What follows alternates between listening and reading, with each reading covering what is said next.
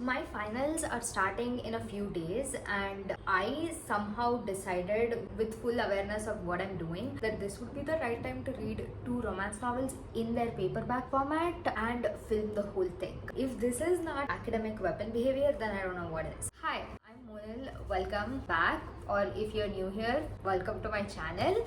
This video is what I'm gonna be calling my Webswe Weave reread vlog. For fans of Krista and Becca Ritchie, you might know that the final book in the Webswe Weave series, Dangerously Ours, is coming out on May 12th, which means that of course it's time to give these two babies a reread. And I get that these two books are super thick, they're humongous, but still I do want to give these two reread so that hopefully I'm not blindsided by everything that happens in the third book. Oh, and before I forget, I want to mention that I got selected to read the arc of Dangerously Ours. So if the arc already is in my Kindle, it's locked and loaded. Now all I need to do is get through these two books and then finally jump into that one. And of course that brings me to the purpose of this video, which is I know that these two books are huge and a lot of you guys out there might not really have the time to give these two books a well-deserved reread, which is why I'm basically doing God's work here, and I'm gonna read these two books and give you guys a full summary of everything that happens in these books. Make sure that you guys don't miss out on anything and you're fully prepped to get into Dangerously Ours by the time it comes out on May 12th. Essentially,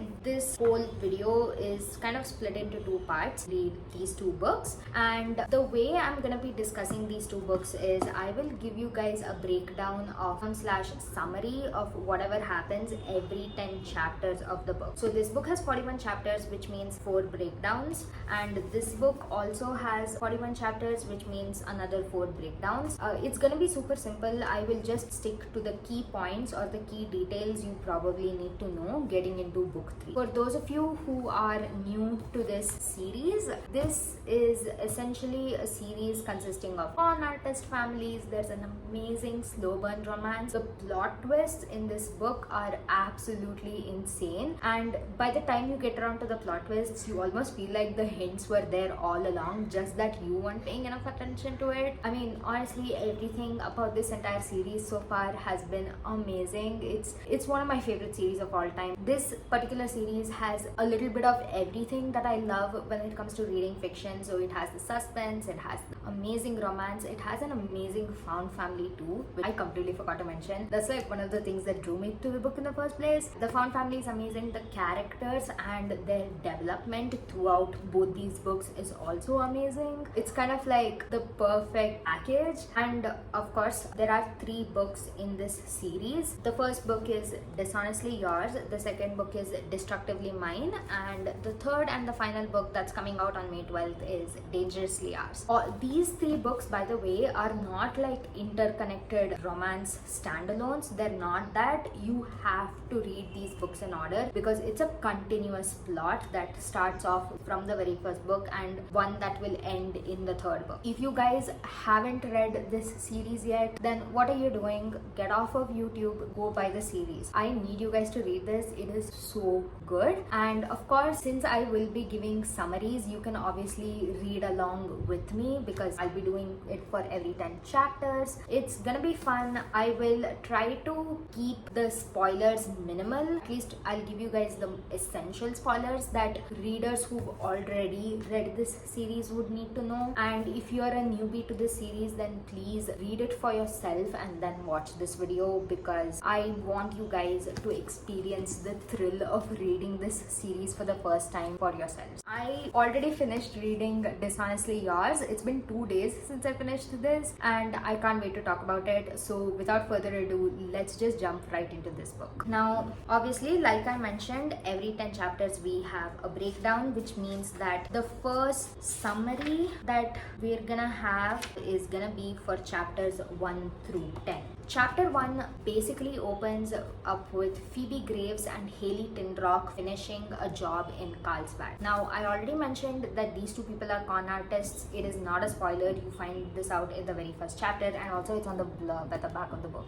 These two characters are best friends. Their families are also really close. Haley essentially tells Phoebe that she wants to quit conning forever. Now, Phoebe is obviously shocked because conning is all they've ever known. It's what they were born into. But since this is her best friend Haley who is asking for this, Phoebe agrees. They are at this motel. They've come up with a plan that they're gonna go to this small town called Victoria in Connecticut. But of course, there's an obstacle in their way. What is this obstacle, you might ask? Actually, I should be using the word who, because the obstacle is none other than Rocky Tinrock, Haley's older brother. And Rocky also happens to be Phoebe's crush. Despite having these intense, strong feelings for him, she's never confessed them to him. Rocky shows up on their doorstep and basically asks Phoebe what is going on. Phoebe tells them that, we're like leaving conning forever. Rocky is shocked because he too cannot imagine not conning people. Obviously, he wants to support his sister and Phoebe. He tells them that they can do whatever they want as long as he's allowed to accompany them to this town. When they get into Victoria, Haley takes them to the apartment that she and Phoebe will be renting, and they meet their apartment's landlord, who is none other than Jake Waterford. He gives all these lists of rules to Phoebe and Haley, and Phoebe and Haley discuss about how they've secured jobs waitressing at the country club in town. And then Phoebe and Haley start working at the country club, and Haley and Phoebe quickly realize that their landlord and his family own the country club. They kind of have to work under him. The whole time Phoebe is kind of working at the country club, she's battling her inner urges and her instinct, but she's powering through this because her best friend asked her to. And meanwhile, Rocky also ends up taking a membership at the club. He is curious as to why these two, Phoebe and Haley, made this change all of a sudden. Did they want to stop conning now? And he kind of has an inkling that it must have had something to do with their last job in Carlsbad. Rocky constantly is asking Phoebe about what happened, why are they being so quiet and secretive about this job that they did in Carlsbad, and Phoebe is not ready to open up. So Rocky has no choice but to just stick around and make sure that these girls are being safe. Rocky, he still surprisingly finds himself wanting to help them live this honest life. Rocky has some serious trust issues with their parents, his parents as well as Phoebe's mom. He immediately knows how disastrous it will be once their parents find out that these guys are living in the town Victoria, because Victoria is, like I said, filled with rich people. Rocky now kind of has this agenda that he's gonna try to prolong Phoebe and Haley's stay for as long as possible in this town. So that's essentially what happens in the first 10 chapters. I hope I was clear, you guys. And I just wanted to say that despite this being the third time I've read this book, I immediately got into it. Chapters 11 through 20 is when you get a little more insight into Phoebe and Rocky's dynamic. So Rocky is very much in love with Phoebe. He's head over heels for her. Same with Phoebe, but for some unknown reason, they are not gonna express their feelings for each other, even though both of them are aware of whatever is happening between them. What makes this even more intense is when every time Rocky sees men hitting on Phoebe at the country club and Phoebe sees girls hitting on Rocky at the... So this is just ramping up their feelings, and Phoebe is kind of hoping that living in this town is gonna give her an opportunity to move on from Rocky, because obviously she cannot start her new life with a con artist. Things kind of start getting a little more serious when Rocky is contacted by Phoebe's brothers and his own younger brother Trevor. They want to know what is going on, why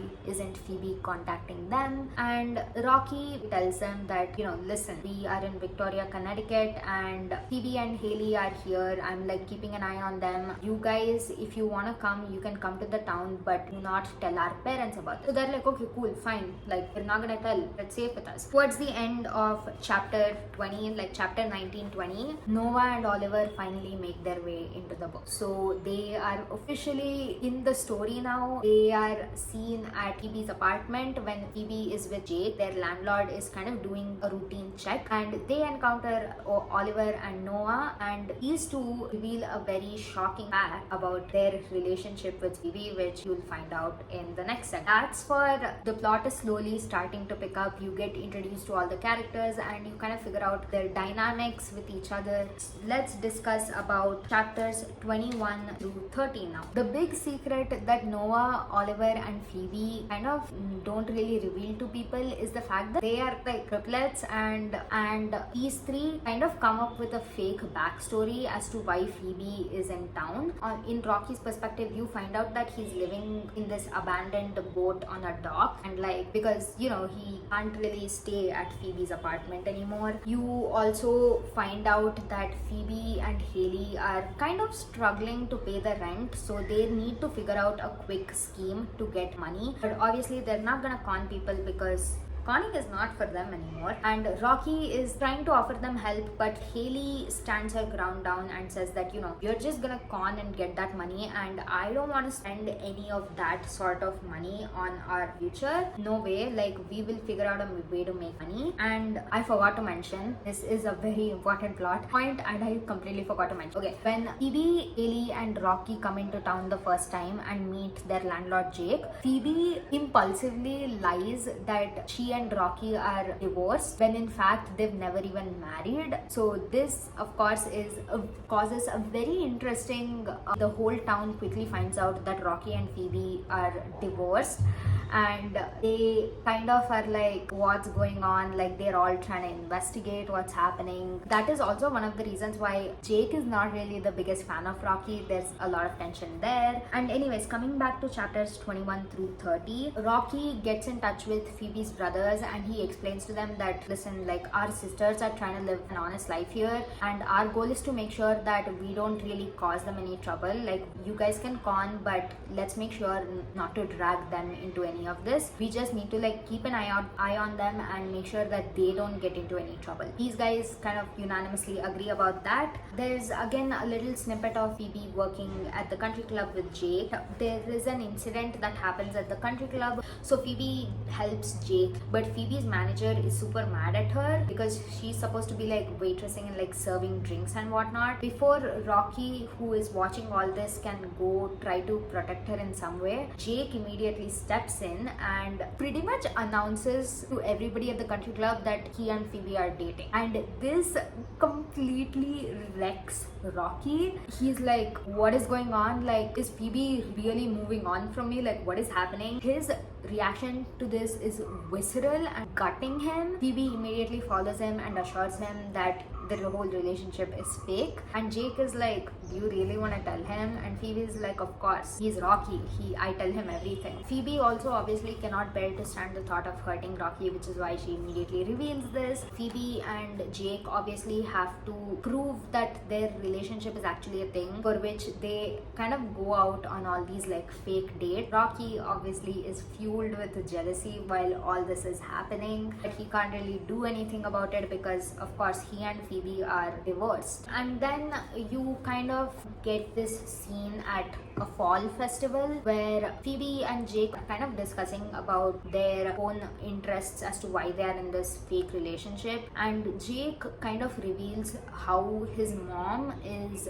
very demanding and controlling when it comes to the women he dates. He doesn't really want to date any of the women in that town, and he knows that Phoebe is not the sort of woman his mom would approve. proof, but he also knows that if anything were to happen, like if any issue were to come up, Phoebe would be able to handle herself, which is why he's fake dating her. That kind of sums up like what happens in these 10 chapters. Now it's time to discuss about everything that happens from chapter 31 to 40. We are almost towards the end of the first book. Now chapter 31 to 40 is when things are really happening, like everything is in motion, things are quickly like spiraling out of control kind of. What happens is we are still at the fall festival, and the final main character that we've all been waiting for finally comes into the picture, which means you finally meet Trevor Tinrock, Rocky's younger brother, and Rocky catches him at the festival, but there is tensions rising because Phoebe's mom is constantly contacting her asking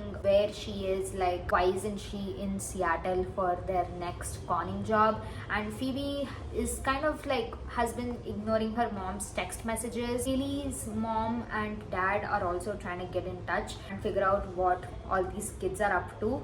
These guys don't really want to reveal because they know that this whole fantasy of theirs is gonna come to an end if their parents come into town. But sadly, what happens is one of the people in town takes a picture of Oliver and posts it on social media with the geotagged location. This immediately lets them know that the parents would have probably seen this and they are gonna come into town. Things are definitely going downhill here, and Haley starts freaking out really bad. Rocky is trying to pacify her. Haley, shocking, ends up confessing that she's thought about going back to conning a lot. She also never wanted to leave the conning life behind. Both Rocky and Phoebe are like, why did we do all this? And Haley ends up revealing that it was all because of their botched job in Carlsbad. So he goes back to the apartment and confronts Phoebe, who finally tells him what happened in Carlsbad, and it is truly devastating what happened to her. Like the emotional impact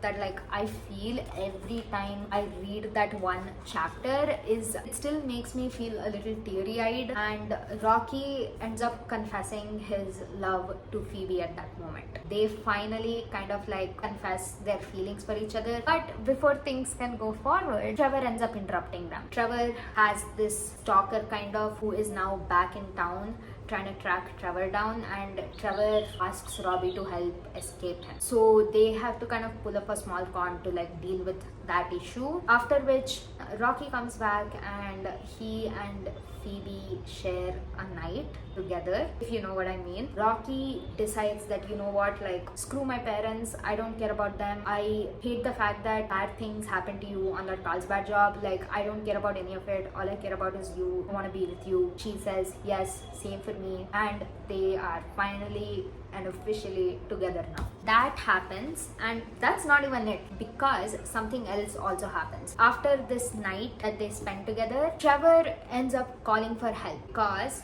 he's been wounded, he was stabbed, and he needs help. So all these siblings, they run to wherever Trevor is to try and help him. They can't really take him to the hospital because he doesn't have a fixed identity in place. They're all con artists, it wouldn't be safe. And Noah, who is very good with like all this like medical emergency stuff, he tells the Tinrock siblings that one of them, either Haley or Rocky, need to give their blood to Trevor. But the problem is none of these kids know what their blood type is. That's how hidden their identities are. Like they don't have their original birth certificates, nothing. So they don't know important information like this. And so what they do is they end up taking these blood typing kits to help figure out what each of their blood groups are. You find out that Trevor's blood type is AB positive, which means he can receive blood from anybody. Haley is kind of in like shock, and people ask her what's wrong, and she tells them that their mom's blood group is O negative.